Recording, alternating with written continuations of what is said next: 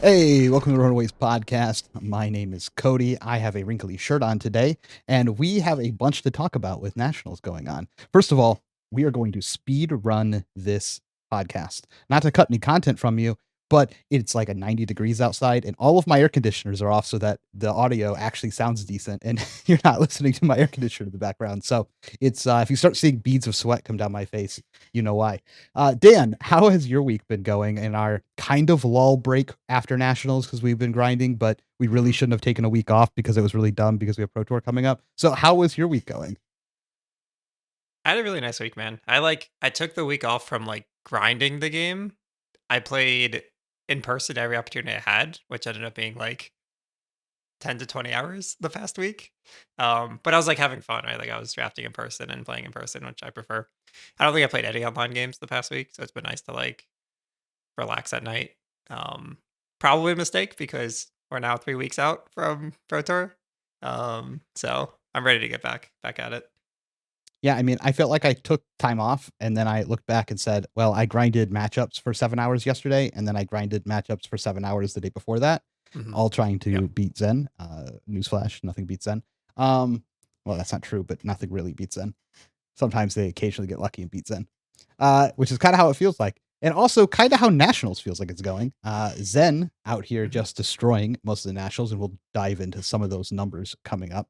But yeah, I think you and I both had the same realization legitimately 20, no, probably 30 minutes ago, 40 minutes ago at this point, when we were sitting down for the last 2 hours mapping out the cycle that we're doing as a team for our practice. And we're like, wait, how many weeks is left? You're like, 4. And then we look at it, we're like, no, one is a travel week. 3. We're like, oh no. So I am in panic mode a little bit after, those 2 hours. So if you're going to Amsterdam, you got 3 weeks, man. You got to get on this like quick. And there's like might be bans on the 8th. That's like the tease. That's so ridiculous. They need to do that sooner. Like, I'm very thankful it's the same format that we're playing. yeah, it would be a quick turnaround if there was like some change, but Yeah, do, I would be stressed out of my mind if there was a change. I'm expecting no changes for the bands. Are you expecting any changes for the bands? I am expecting no changes. Um, I think they know what they printed. I hope at least. I mean, this is a whole discussion. I don't know how deep we want to go. We could do a whole episode on this, but maybe Zen continues to. I don't even think his numbers are that good right now for Nets. Like he's the best deck, but he's not like what was his top eight conversion was like 15% or something, right? And Yeah, that's like really good for the most played deck that it's good, have a but it's not 15%. like, "Oh my god, ban right now," good. Well, He's won 4 out of what? It was like 20 5, nationals or something? 5 5 out of what? out of how many nationals? Out of Yeah, out of how many? 1, 2, 3, 4, 5, 6, 7, 15. Yeah, so it's like a little high, but it's not like we've seen much worse is what I'm trying to say. But maybe if he does too well, they'll look for like a slight power tune down like they typically do, right? Yeah, I mean, he's at what, like 30% win rate for the nationals then, somewhere in that range. 33.3 repeating technically, something like that. Mhm. But which is slightly less than Lexi numbers. Mhm. Lexi was at 40%. So I mean that's pretty good. We'll see if it continues, or if it goes bigger. Because there's still, Yep. 2 whole weeks, which are like, you know, this is a third of the data we're gonna have for all national cycle. So there's a Mhm. ton still left to play. But I mean, I have things I hope are banned personally, like, but I don't expect any bans. I think we're gonna see on the 8th is gonna say no bans, and then they'll probably like do some Yep. changes like after Pro Tour. Agreed. The bands I want are not Zed cards, for the record. Um, but yeah, I think it probably depends on the impact that they expect the next set to have too. Like if they have things to, I mean, they already printed like infinite cards to keep Zen in check. I remember at the beginning of the cycle, we are like, why does all of this hate exist? Like, why would we even consider this deck? Then you put all the hate in one And then we deck and you considered still the don't deck. win. Yep. Awkward. Yeah, that is the awkward Yeah, we'll moment. see. You're like, I have a deck. It has all of the Zen hate cards in it, and then Zen still beats you, and you go, "What's the point of all these hate cards?" Yeah. But we're not the only ones who have been experiencing this. People all over the world have been experiencing this with their nationals. So just to dig in a couple of the numbers, we mentioned it before, but Zen had 5 wins out of about 15 nationals that have happened so far, which is 30%, which is like one of the weaker tier 1 decks that we've seen so far, but we still have, 2 out of 3 weeks to go. So that number could go up, could go down. If it goes up, I think we're reaching like probably has to be touch territory, just based on like previous experience, but I don't think they'll make that Like this is also make that change. this is just what happens when the most popular deck and the strongest deck is an aggro deck. Like it just gets this play rate and it wins similar percentage of the time, right? Sure. I mean, we can talk about the most disappointing deck in the format right now, which is Aelia. Oh, I thought it was new. No, it's like Azalea's pretty bad. New's really close. You're right. I think they're real close in not being good. But Azalea has the second highest play rate by like a lot. And it's also, not that much less than Zen. And she has topped like half as many times and won one event. So people are just like not able to convert with Azalea, even though Azalea is showing up in almost the same numbers as Zen is. Yeah, I found that surprising. Same. Um, Because they beat me your hard every matchups, time they it's play like against me, they Guardian, win. which is out of the meta.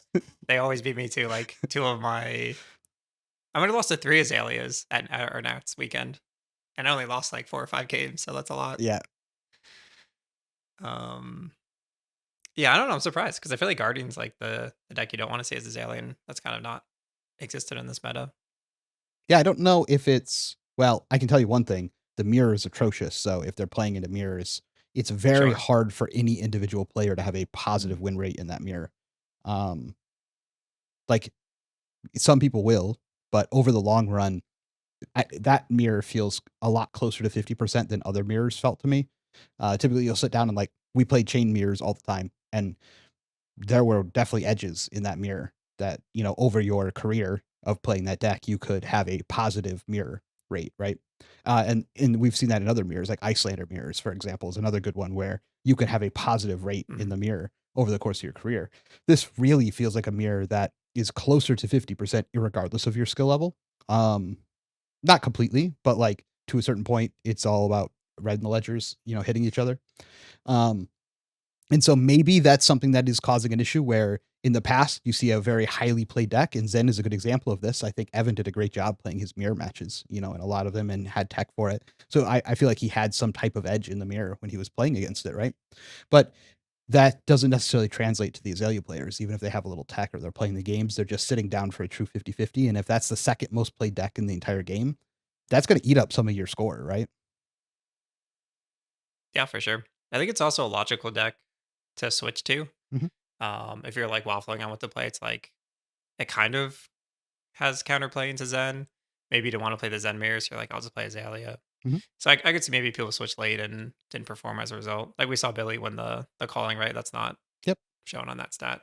Yep. Absolutely. He did a great job and took that I don't down. know. I think Azalea is going to continue to, or I think it will perform better than we saw this first week. I would expect so. I think the deck is incredibly powerful. I mean, the deck's strong Yep. enough that it's like I'm considering it for Pro Tour. It's like a deck that I don't normally play, but I'm like, I might play this at Pro Tour. Deck's that strong. Also, I Yep. just get beat by it like almost no matter what I do. So that's always, if you can't beat them, join them type of attitude. But I thought overall the stats do not represent my personal feelings on how good I think the deck is and how well positioned I think it is. Yep. But that I thought was pretty, shocking. When we were looking at the numbers, I would say New is another example of just a deck that, man, everyone is playing New, and man, no one is Yeah. topping Very with New. popular. It's like it is terrible. Yeah. Yeah. I think that's another one. It won like some battle hardens and stuff, but it's like, I don't know. It feels tough in like a tournament setting. Yeah, I mean the deck's good. Like you need things to go right. Mhm. Your draw sequence needs to be like decent in a lot of matchups because you have to like chain disruption. Yeah, the New deck isn't winning the tournament, but it sure could ruin your run. Is kind of how I feel about the Yeah. New deck currently. Like you're gonna sit across from it and you're gonna go, oh no. what kind of new am I going to play against? Are they just going to roll over and die, or are they just going to not let me play the game the whole time? So like they can easily ruin your run, but they're probably not winning the event. Agreed. I think the stats kind of back that up. However, I will say, not terrible conversion for how many they got in the top. They 7 tops, 3 people then made it to top 4, 3 people then made it to top 2, 1 person ended up winning. Not that bad for like full That's pretty conversion. good. But the fact that they're the That makes sense third to most me. played deck is just like not great. Yeah. Um, I mean, I also think it's one of those decks where like there's a huge gap between like top tier skill level mhm. and middle level skill level. Like I think you're just never beating Zen if you're at the middle level. Mhm. And I think at the top level you're probably a little favored. Yep, I can agree with that. It is a deck that I also think we don't have the best build for yet. So Yeah. I would not be Very hard to build. I would not be surprised if these play numbers keep up, right?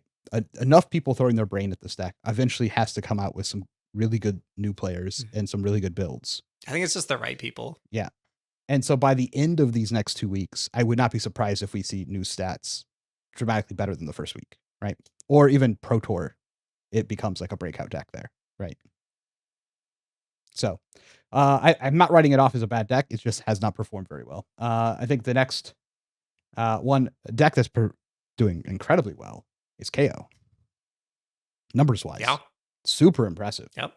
Um, He's still S tier. yeah, just so people are aware, KO's numbers are like the third most played deck behind New, and then our fourth most played deck behind New, but it is translating to like the second highest top percentage right behind Zen. And it's like its top percentage is like 0.02, I think, or something like that behind. And Mhm. then it has 18 people in top 8 and 12 of them go to top 4. That's insane. And then 5 of them go to top 2. That's expected. And then 2 of them win. That's like not bad. Those are not bad numbers. The win is a little low for the amount of decks it got in there, but its conversion from Mhm. top 8 to top 4 is just like super impressive, and its conversion from total played to top 8 performances is very impressive. Yeah. I mean, we're all in on this deck last season. Mhm. I thought I was playing this for sure at Nationals. Like the deck's nuts. It's very consistent. You probably still have the best equipment in the game. Traverse makes it a little A little up for sketchy, debate. yeah. Like your total package is so strong. Like scabs, sash when it's good, five value on the gloves, and then flashback is just absurd in a lot of matchups still. Yeah, I think he just struggles with like the percentage of games where you draw no go again and you're just a really bad Reinar. Which maybe that doesn't happen at the event. Maybe you get one loss because of that, and then you're usually not fast enough to beat Zen, which is the big issue. But you certainly can, and you can pack a ton of every disruptive attack fits very naturally into your deck. You could do some spicy stuff like pummel people if you want. You can play pumps. Um, So the real yeah, advantage, he's just so sturdy, and you can yeah, tech him how you want. I was gonna say the real advantage into Zen that other decks don't get is they do get to run the hate, which is nice, but Mhm. if things work out properly or well for them when they're playing, they get to present damage and then the on hit, which means like they present the damage and you eat it, and so your health is going lower. But then they present a hit that skips your turn, because you have to block, and you're like, okay, I'll wait for my next moment. No big deal, right? Um, so their ability to get you low while also disrupting you is a lot higher than what a lot of other decks do. Most decks just like throw their disruption and then you block, and then like they've gained no actual advantage. They've just delayed you by a turn. Mhm. So I think that's one advantage they do have in that mirror. Also, fleshbag can be fleshbag, right? Like it can Yep. absolutely, save 10, 15 points of value on their big pop off turn if it just hits the right piece, right? Odds are low, but it could happen. Yep. And you still have the high roll potential. You Yep, can blood rush into a four wide wild ride alpha stash, and you probably just won. exactly. Yep. Uh, so I think, and this is weird. KO's been around for how long, and I still don't think we have the correct build for the deck laid out yet. Eh, We have I builds. mean, now it's just so different. Like the meta's Yep. like polar opposite of last season. And so Do you sash? Do you not sash? What 2 for 6s are you running that aren't brute? Like, are you running cast bones? Is that even a card that should exist in your deck? How many non-blocks is too many non-blocks? Like, there's like all of these new questions again to re-ask for the KO players. But yeah, I was very impressed by its overall numbers and the results that it's put up so far this national season, which it's done very poorly. Not poorly. It's done below expectations in large major events. And while the nationals are not the same level event as like a pro tour would necessarily be, it is still, it's showing up now, and it's, doing some things in a meta that's different than it was last season, where we would expected it to kind of dominated a lot of those big events last season, and it didn't. Besides that, we kind of just fall off after that. People are still trying to play Enigma, but that looks like it's going down at almost every event. Every time I keep looking at the Enigma numbers, it's just like you have like US Nats and it's like like a large amount of people, and then every event after that's just been slowly dwindling down and down and down to the amount of Enigmas that are being played. It's usually sitting around maybe 4 to 6 most played deck, depending on what nationals you look at. But I think this deck is super fun to play and kind of a trash can. Yeah, probably best to go back to Prism there. At least you can win a reasonable percent of the time against them instead of 0. Yep. I mean, there's two or three-ish builds of the deck. You still have you have the build that's like, I want to play all my ward cards, which I think is personally the most fun way to play Enigma.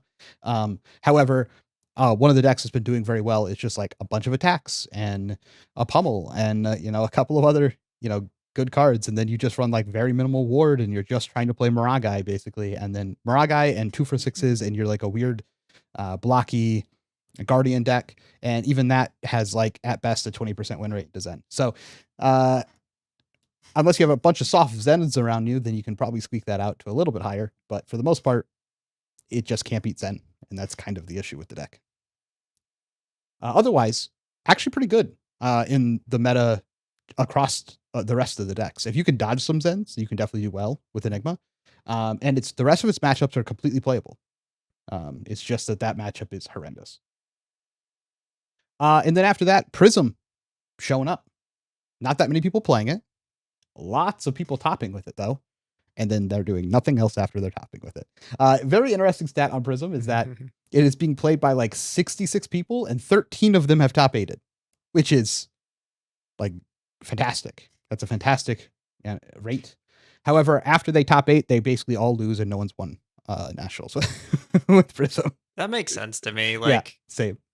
I don't want to like call people out or countries out, but like these nationals are typically softer than they're much softer than majors, right? Yep. And Prism's a deck where if you don't know the matchup and you make really just one mistake, you lose the game. Yep. So Prism having a good nationals top 8 conversion makes perfect sense to me. Yep. And as soon as they start playing against the other top players in the room, or people who are running really well that day, then they just kind of fall apart, which is Prism's issue. 32 health is, Zen just kind of laughs at 32 health sometimes, which is a problem. But Prism not in a bad spot, playable. Go to top 8, pretty great. So like if you're like a Prism main, it makes sense. I did see on Twitter a bunch of the Prism mains were like, I think I have to stop playing Prism. Like it's just like I think I need to give myself 8 more health so I can actually play the game properly. So I thought that was pretty interesting. After that, Kano showed up, done decently well. For the amount of people playing it, having 7 tops is pretty good. Kano always up in the mix nowadays. And then after that, we're basically done. Everything else is basically not performed, or seems to have been like small nationals, best player in the room played random deck, won the game, like won the tournament. Any predictions or thoughts going into the next 2 weeks for nationals? You think anything's going to go up or down? I'm not sure. What was the deck we talked about in the beginning? Zen. That I said is going to do better. No, it was after New? Zen. New Zen. No. Kayo. What was it? Aelia. What do I think? Aelia. Yeah, Aelia will win more for sure. Yep. Or perform better, but I don't know. Nationals is tough. Like a lot of these are smaller events. People are going to play what they want to play. Mhm. I would expect it to mostly remain the same. I don't think we see a meta shift. Like the meta shift I think would have occurred this week. Maybe we'll see a little more Zen because people had now like 2 weeks to react to US Nats, but a lot of people don't like playing mirrors, and we've seen it a lot in the past where people just like either don't play the best deck because they don't want to play the mirror, or people just like to play what they like, and sometimes they convince themselves that they can beat the best deck. True. I think if you have any, I mean, if you're able to beat Zen, you're in a pretty good spot. If Mhm. you think your meta again will be under 25% Zen, you should probably just play Zen yourself. If you think it's above Zen, you should probably Sure. just try and beat Zen, like above 25%. Then I think it's profitable to just try and farm Zen. But below 25%, it's not really profitable to just farm Zen if you're giving up too much. An example of this is like Victor. Like, well, I don't think Victor farms Zen. I think its matchup is above playable, so it's like above playable to good. It's like in that range. Especially against weaker Zen players, it's like it becomes even like really good at that point. Also, its Aelia match is pretty good. But if that's the only two decks you're farming and then you're just like sacking everything else, the meta representation is not high enough to do that yet. But if we saw Zen get to like 30% of the meta, 35% of the meta, and then we saw like Aelia get to 20%, now you're like, ooh, 55% of the meta is like my really good matches. That's like a world where then you can take Victor out and be like, it's okay if I sack a couple of other matchups. Like Victor is actually really good in this spot. Mhm. Um, I don't even think you need to be favored into Zen. I think just like knowing how to beat Zen can be the difference. Like if you know how to beat Zen and the Zen doesn't fully understand how they lose to your deck, like I think that's a huge swing potentially. yep. And like you could probably be comfortable going into Nats with that mindset. Probably not Pro Tour because I would hope that the Zens know how to beat every matchup by that point. But I don't know. It's 3 weeks, so. sure, And sure, if you sure. took some time off, or you didn't realize it was 3 weeks from now, or you don't pick up Zen for another week and a half, you might not be prepared right away for what's going to be going on. So I guess we will find out. Okay, let's go ahead now that we have our national stuff out of the way. Let's go ahead and do some podcast questions. These questions are asked by members of our premium Discord. If you'd like to be able to ask questions on the podcast, see our monthly videos that drop, find people to practice with, when you'll find out some people who ask questions did pretty well at their nationals from this group as well. Um, Among a bunch of other things, feel free to join the link in the description below. But our first podcast question here is, if I plan to attend Amsterdam, but did not manage to get a PT invite, is it worth buying a PTI, or should I just focus on the side event or the calling? It's a good question. Yeah. I mean, I would always encourage you if you're going to be at the location to just put up the money and try your shot at the PT. Usually the like swag package you get, the playmat and whatever promo they're doing should cover at least like half the cost of a PTI. I know Yep. they're a little expensive right now and hard to get. Um, I think I would say as long as you believe you have like a reasonable chance at cashing, 100% you should do it. Yeah. If it's like kind of iffy, I'd say if you're flying out to the event, like if you're already kind of like pot committed on travel costs, I would just play the Pro Tour. Like especially if you haven't played one yet, like get that experience, get your swag package. Maybe you have a good day and you make min cash, which is like $1,500 or something ridiculous. Yep. But if you're like local, I could see skipping it, just Agree. playing the calling. Yeah, I think it's a personal question on what you Yeah. would prefer to play in, and how bad would you feel if you bombed of the call out of Pro Tour after buying a PTI? Mm. Because if you would be like, I wouldn't care, then you should probably just buy the PTI. If that would bother you a lot, then probably don't buy a PTI. It's probably like a good idea, like um, to figure out how you think you would feel after something like that happened. Like if I felt like I'm flying to Amsterdam, but if I fly to Amsterdam and like I fail out of day one, would I regret going to Amsterdam? No. So like that decision flight makes sense to me to take in that case. I would be Yeah, I just agree. Especially if it's gonna be like a financial burden, or yeah, exactly. I wouldn't risk it at that point. Nope. Just play the calling, have fun.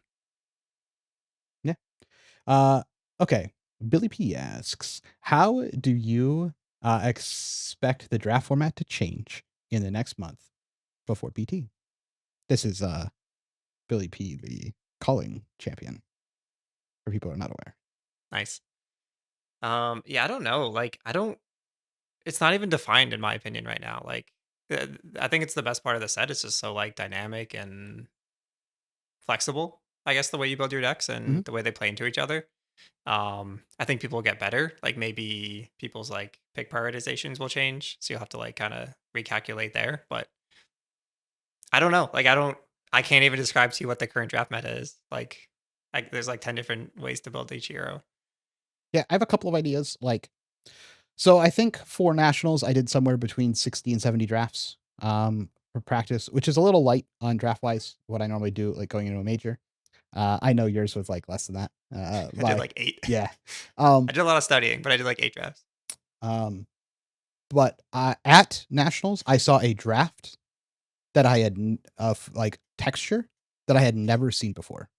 It was like a brand new texture. After 60 to 70 games, I was in. This is a terrible place for this to happen, by the way, but I'm in day 2 of Nats X and 1. Great spot. I 3-0 this. I have an amazing shot at top 80. And I sit down, and the way the packs and the draft went, I have never seen this situation before. On the fly, I need to put this deck together. Craig, who's doing, and I might have told this already, but Craig, who's doing coverage, is standing next to me to watch other people draft who are like the pod ahead of me, like the undefeated pod. Um, and he's watching my draft as well, and then watching the other draft. And after the draft, he comes to me, he goes, that was the most confusing draft I've ever seen. Not your picks, but I have no idea what you were supposed to do in that seat. And I was like, okay, it wasn't just me. Like I have someone who could vouch for me, right? But I just was like there was no signals. There was nothing that I'm prepped for on how I expect to draft that I draft. I think I got an okay deck coming out of it. I got a little unlucky in my games. I've told that story already. But to be able to be 60 or 70 drafts deep and see a completely new texture of something that you've never seen, you've never drafted before, I think is like a strength of the actual set of how complex and deep it can go. So to say it's going to be figured out by Pro Tour, I think is incorrect. What I think will happen Mhm. are some gradual low hanging fruit improvements. Like people are going to figure out how to draft the Mystic generics better than what they currently do. Yeah, like which ones to prioritize. Yep. Which ones, how many they can include. They might be a little bit more risky with Mhm. how many they want to play. What pairings and stuff go together. It's going to be a little smoother, I think, in their draft decks. The other thing is people are actually going to start figuring out how to draft new.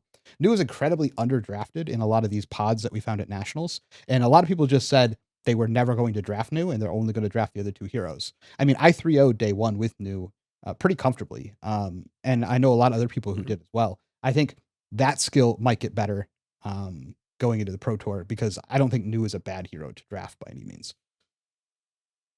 Yeah, it makes sense. I 3 0'd my draft pod yesterday with 3 cracked baubles in my deck. Yeah, That's how good new is. yeah. So I think what we're going to see is just some of the ideas solidify a little bit more. We're going to see some picks get a little bit better in how they're pairing the cards together because there's a lot of like synergies. We're going to see a couple of different strats come around that you can do based off 1 or 2 cards. Not trying to give the whole thing away. I do have to go play at Pro Tour. Uh, Yeah. in 3 weeks. I would like to keep some of my edges in draft that I have.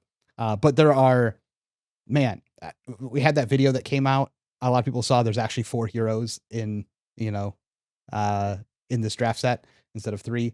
And they talked about drafting the whole Mystic deck. But I think there are so many different types of decks that you can draft. Yeah. Like my Nationals deck was generic stuff, Zen, so I had a weapon that worked with my cost curve. That was the only reason I was Zen. Mhm. And it was just a nimbleism deck with like a bunch of things in it. I'm like, that's a whole deck that you can draft in this format. Yeah. You could also just do that in Enigma and like slap like 5G and it's a deck. Yep. There's like a bunch of these, offshoot versions that you wouldn't, typically expect to draft. Mhm. So Agreed. I think a lot of those things will tighten up. With MST, this is by Cusco. With MST now being out for almost a month and having had time for everything to settle in and get games on both CC and limited, what is your opinion of limited format? And do you like the impact it's having on constructed? So what do you I mean, think? I love this limited format. Yeah. I think it's so good. I'm like so excited to draft every time. It's like, oh, what seed am I in? Am I doing the generics thing? Am I slamming this bomb common equipment and then getting past the majestic and building around that? I don't know. I have a lot of fun. The games are tight. Mhm. Um, Pretty swingy, I'd say. Like you draw one bad hand, you're usually buried. If New gets her pop off turn, you're taking like 20. Agreed. I like it a lot. I don't know. I I d think it's by far the best draft set we've had. I do like the draft set a lot. It could be a little go first, go second-y in some of the matchups. That's a little frustrating. It could be a little like, It's like draw dependent though. yep, there's a lot of one person draws this one bomb hand and then the game's over type of feelings. Um, you can also just like draw unfunctional hands sometimes. Like there's a little bit of that, or a decent amount of that in this format. But the actual like sitting down and drafting everything is like really, really good. The games are decent, I think, I would say. Mhm. Um, the games aren't my favorite draft format, like game wise to play. But the drafting of the set, I think is phenomenal. Just like absolutely fantastic. No, I agree. The gameplay's interesting. I feel like it's like kind of low power, but you get to be flashy and do these like cool plays. Yep. I don't think it's like Monarch, quite Monarch, where it's like you do like nothing and then here's 25 damage. Mhm. I don't know. I like that I have to like do some smart things and like play towards these certain cards in my deck and then get rewarded. Yep, agreed. As far as its impact on CC, Mm, I mean, Dan's probably happier with it than I am. I'm kind of sick of Zen I'm personally. really not. No, this is like it reminds me of my least favorite format which was when people finally joined us and played Chain Mhm. or Starvo, and just every match you played was a coin flip. Like you could play better and get an edge to like 60% maybe, but it was just like you're all kind of doing the same thing, which it feels a little bit like now. Like I enjoy the games. I think they're like super tense and extremely swingy. Which if you're in the right mindset is fine. Like as long as you accept that it's like someone's gonna do a big thing here, or like against Zao, it's like just let me out of the cage, I'm gonna kill you. Like I'm ready. I keep playing towards it. Either I get there or I don't. Like I don't know. I enjoy playing it. I can understand the feel bads. I definitely empathize with the people who don't like the way that they lose to Zen when they lose, because it surely feels like there's not much you could have done. Yeah, Um, I yeah. disagree. Zen is not the Mm, reason I dislike this format. I think Zen is actually, no. while he's very strong and the strongest card in the Well, deck, he like dictated the format is the issue. I He agree. polarized the entire format to what it is now. But if they gave me a choice between nerfing Zen and deleting Mhm. Aelia from the game, I would delete Aelia from the game first. I hate playing against Aelia. I just like absolutely dislike playing against Oh, the of hero course, yeah. as anything. Get rid of Kano too. I'll play against Kano all day, not Aelia. I Mhm. don't enjoy playing against Kano, but I would rather play against Kano than Aelia. Aelia frustrates me to no end playing against that deck. Um, I don't find it I actually enjoyable. don't mind it as Zen. Yeah, that's because you can I think kill we in have a one very turn. like consistent plan. Yep. Yeah. Flip the G, lock the equipment, I don't mind it kill. as much as Zen either, but for most other decks, it's just like Yeah, pretty that's infuriating. Like when if you're trying to play anything that's close to value, you just like can't win the game. Like it's just very weird. It's unfun. I don't enjoy playing against Azalea personally. And they for some reason had the like here's a card that good against Azalea. Here's a card that counters that card. And they like give Azalea new gloves that like just make warmongers not yeah. a thing. It's like why do you keep How many LO points does she have? not enough. Not enough. Yeah. I'm with you, man. I think every other episode should be a Azalea is a problem episode. Yeah, agreed. I just don't like how it impacts. I think while Zen is pushed a little higher than a lot of decks can combat it with what we have available currently, um, it makes it a problem when you have to try and attack Zen and then also deal with Azalea at the same time. If you all you had to do is Mhm. attack Zen and you could be like, oh, I'm like 40% into Zen. I'm gonna lose, a lot of matches, but it's fine. But then you're also like a dog to Azalea is just like you can't live in both of those worlds. And still like want to operate in this card game. Just so I don't forget, I just want to say that Millen, who asked the first question on this podcast, got top 8 at his nationals. So just another shout out to someone in the Discord. These are good people Thank you. to get reps with. Okay. Next question here from Ham is what is a card in MST that is overperforming from your previous expectations? Zen. The first thing that comes to mind, I mean, yeah, I think levels of enlightenment for me. Like we saw the cards, like, oh, this is a red card that's actually blue. Mhm. Like, no, this is like the best red card in your deck that's also blue. Like, it's so absurd in like all of these heroes, Yep. and I think that's I think that's the card that like maybe pushes Zen the most. Like Art of Turn without levels, it's usually like maybe 30 damage. That's a lot. Art of War Turn with levels, like you're pushing 40 usually.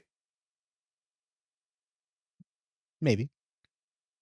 Maybe. Maybe. I mean, it's really just going to be like +6, Yeah. but still. I think Zen in general. I think when we first saw Zen week one, -1 or 1.5 or whenever we talked about it, and most people were on the same boat here.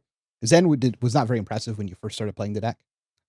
When you finally got like bonds and a couple of the other things into the picture and started playing and understanding chi at a deeper level than we did previously, the deck was very obviously very good very quickly. But at first glance, when just looking at the set, it was not very impressive. So overall, I would think my initial impressions looking at the set was that Zen, I didn't think it was going to be, it was very good.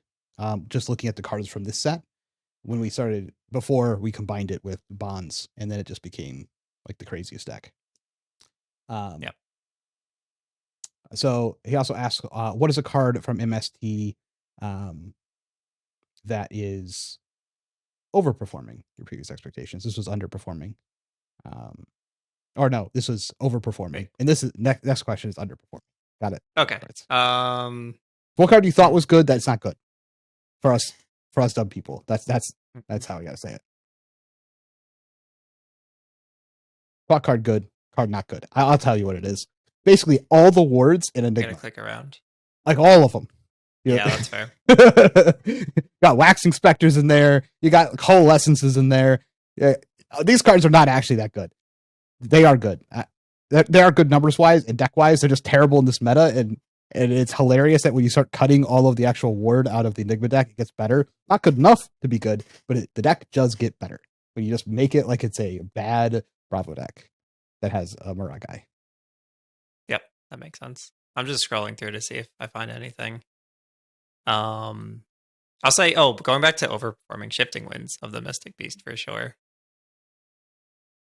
Like, I wasn't sure if that card would even be played at all, and I think it's kind of ridiculous. Kind of a monster. Yeah. Yeah. Yeah, I don't know. I don't think there's anything that I expected to perform that didn't. You could do your Not controversial take. What's that? Chase the Tail. Right? Oh, that's the great one. I would definitely say Chase the Tail. But it's not even like it underperformed. Like, I was so in on this card for so long in testing, and I was like, I don't think the deck needs this. And like, this is the main like suspect to why the deck just has brick hands. It's like I have to play 2 copies of cards that don't work unless they're together and I have a tiger. Like, they don't have natural go again. They're under rate, like it's 0 for 3 or 1 for 4.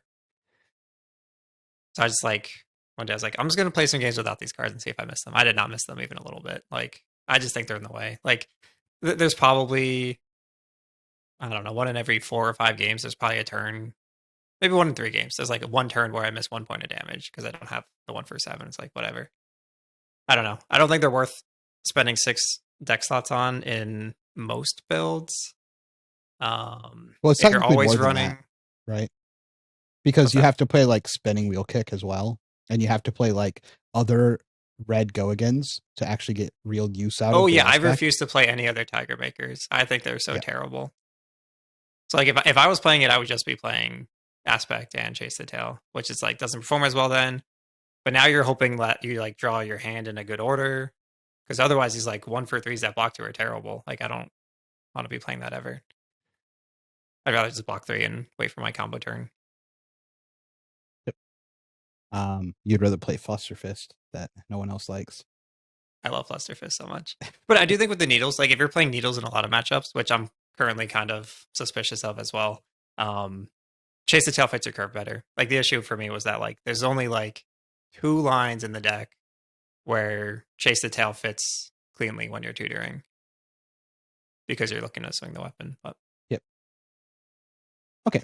Do you feel ice or the frostbite mechanic was too strong of a control element for the game? yes. Yes. I think the access of that token was too easy to get. I worded that poorly, but yeah. I think taxing is fine. taxing every turn very consistently is kind of dumb with like no real cost associated. Mhm. And it's unknown if it's going to happen or not. Yeah. And it just completely ruins deck construction. Like you have to, your deck's like just stop working because ice exists in the format. Like it's so annoying. Yep. I kind of miss it with Zen running around and whatnot. But Dude, I was saying that this is like calculated. They're gonna let Zen go untouched. We're gonna be like, oh, this is ridiculous. Zen's too good. And they're gonna print ice. And we're like, oh my god, we're so thankful that you made the game unenjoyable again. And then we'll regret it.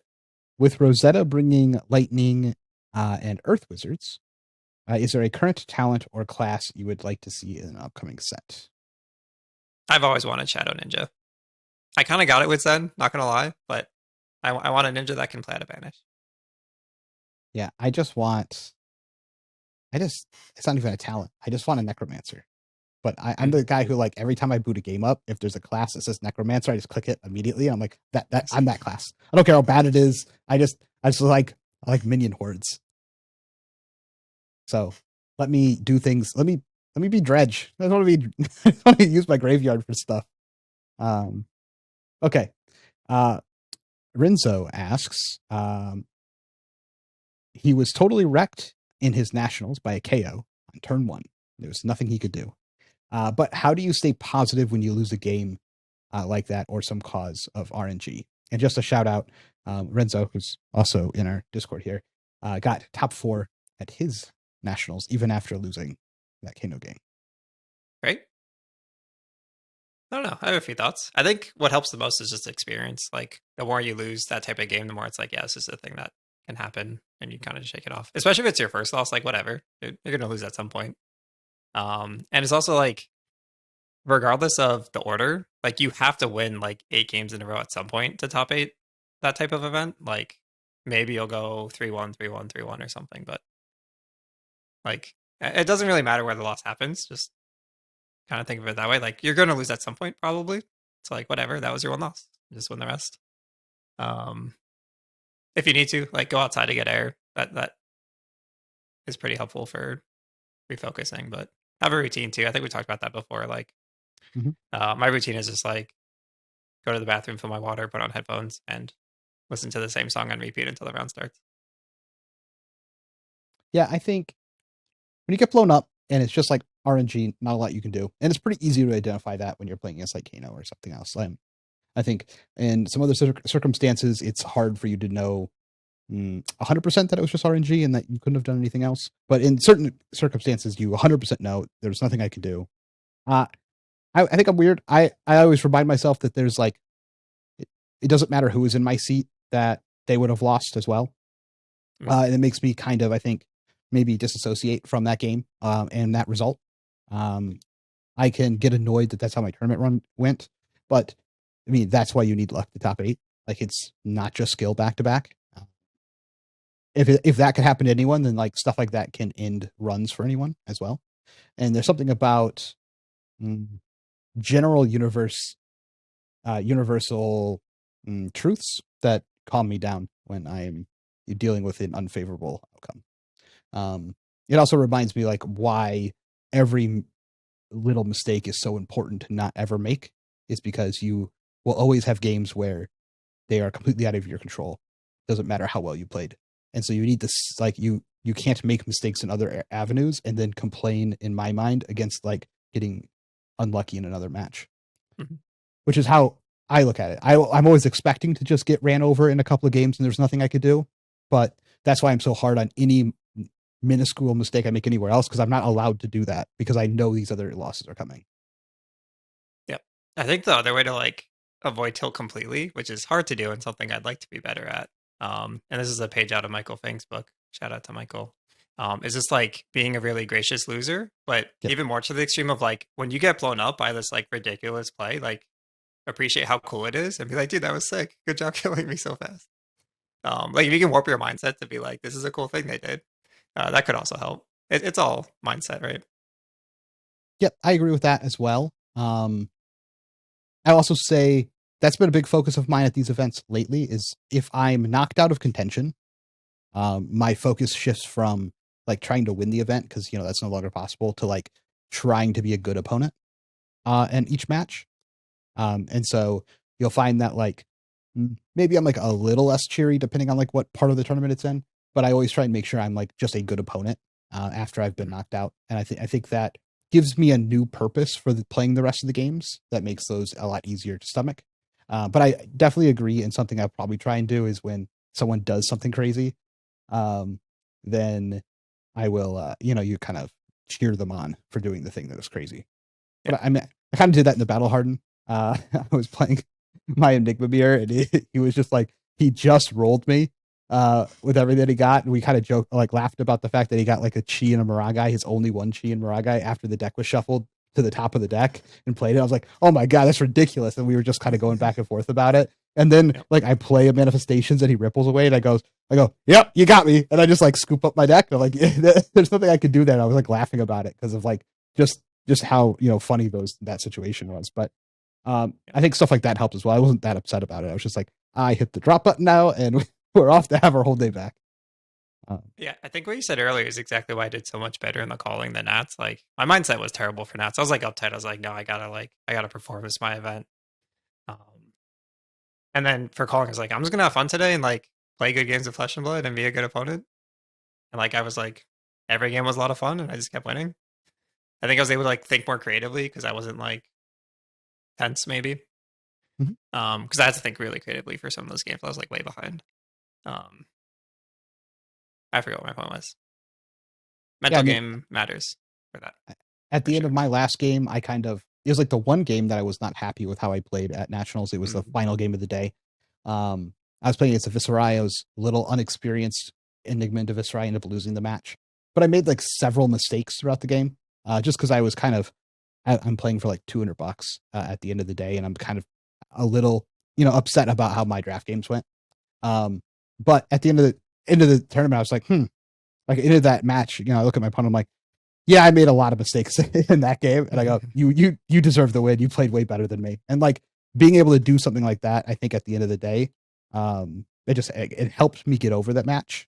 To identify things like that. And I think keeping those things in mind is important, because he played very well, and I did not play very well, and he deserved to beat me in that match. I think recognizing those things to make things feel less unfair. Yeah. I think especially this is important for the game that knocks you out of contention, because you're still playing for cash, and I need advice on how to do that better, because I don't do that well. I go full sabotage. Yeah, I'm much better once I go out of contention, but I can still cash for like decent money. But man, when I'm playing for like min cash, yeah, who cares? I don't care at all. Like that is terrible. You know how many, like, I've probably given up like 1,000. No, how many min cashes have I missed? Like 1, 2, 2. So I've probably given up $500 to like mid cash mind. Like I just don't care about the game anymore. That's pretty bad, Yeah. Overall. Okay. Last question here from Mike at Blockout Party asks, what percentage of nationals won by Zen should warrant a ban? For a reference, pre-errata Breyer won 60% of nationals in 2021. I have a caveat for this, though. I don't think stats from that era of the game matter. And the reason I say that is because while you could look back from now in 2 years and be like, hey, the game was inexperienced where it's at, this is pre-Talishar data that you're like referencing.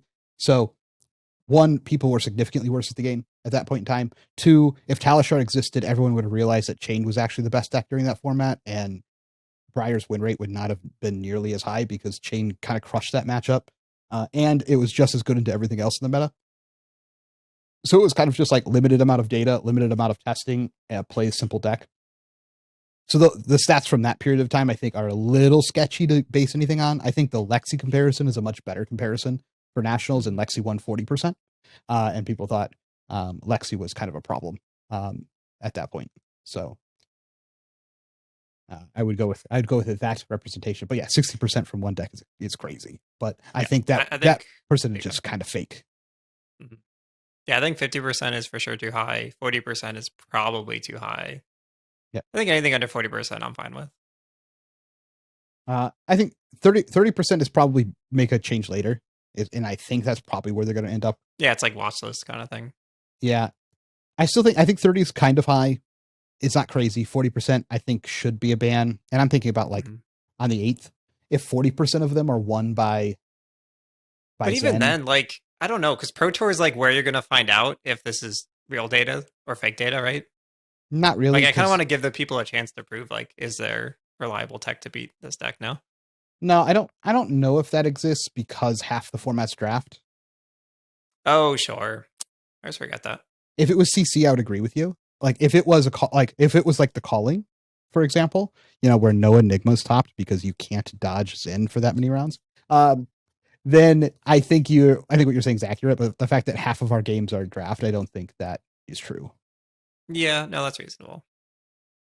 When you have a deck that's like that possible dominant, what you actually do is put a ton more pressure on the draft games because you can't lose them. Because even if you lose like one or two, even if you lose like one draft game, that might be too many in this format because you're expected to take certain losses automatically to Zen's high rolling. And if the amount of Zens is too high and its performance is that high, then it really puts a lot of pressure on 6-0ing draft. So I think that's like a different argument for tournament structure and not super relevant, I guess. But we will see. I expect no changes, even though I would very much like an Ancestral Harmony to be banned. That is my ban. I think if it was red, the card is fine. I think at blue, flipping chi, sometimes drawing a card in always on rate because of the amount of combo pieces you're going to play on that turn anyway, makes that card way too powerful, and we don't need additional anthems in the deck. I think it's too extreme for that close, but I agree. I also don't think the deck cares if it goes away. It doesn't. It's That's like why I think it's a good ban. Roll. And like, there's other blues I want to play, and I just can't because levels in that are by far the best. I'm not trying to make Zen not win Pro Tour. I think I want the deck to stay around. I want it to feel the same way that it feels right now, where you could do crazy powerful things. I just want to make it happen a little less often. And I think the draw a card aspect of Harmony is way too ridiculous. Powerful for this deck. And essentially, like, it's almost it's nearly impossible to win the game if they draw a card off that card. No, I honestly think Zen's win rate is close to 100% when that card hits. That's my. If it hits like if it hits a relevant card, like any red or a bonds or descendant, the game's over. If it hits like a blue 100 wins, you probably still lost. Yep, that's why I think just take it. I just want to take it from like, there's nothing I could do. His Harmony hit, and I just lost the game on the spot. To like just take that out of the game a little bit. That's it. Still keep it the best in the game. That doesn't make it not the best deck. I just want to lower the power level a little bit. It also doesn't hurt any other decks in the game. I'm not trying to get rid of Art of War and hurt Levia, for example, right? This Katsu really doesn't even use that card. It can, but it's not really a great card in the Katsu list.